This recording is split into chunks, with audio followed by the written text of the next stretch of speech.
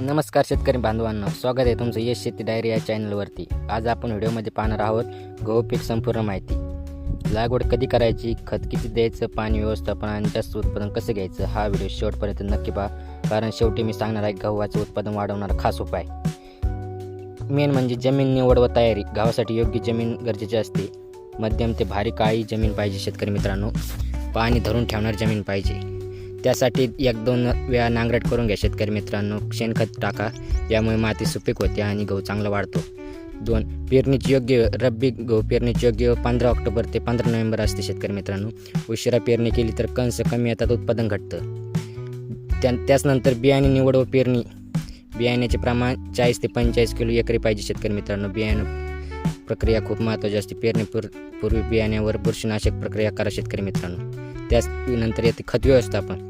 भेसळ डोस पेरणीवेळी प्रति acre DAP 50 kg घ्यायचं, पोटॅश 25 kg घ्यायचं शेतकरी मित्रांनो। नंतरचे खत डोस, पहिला डोस 20-25 दिवसांनी द्यायचं। त्यात युरिया द्यायचं 40 ते 45 kg प्रति एकरसाठी।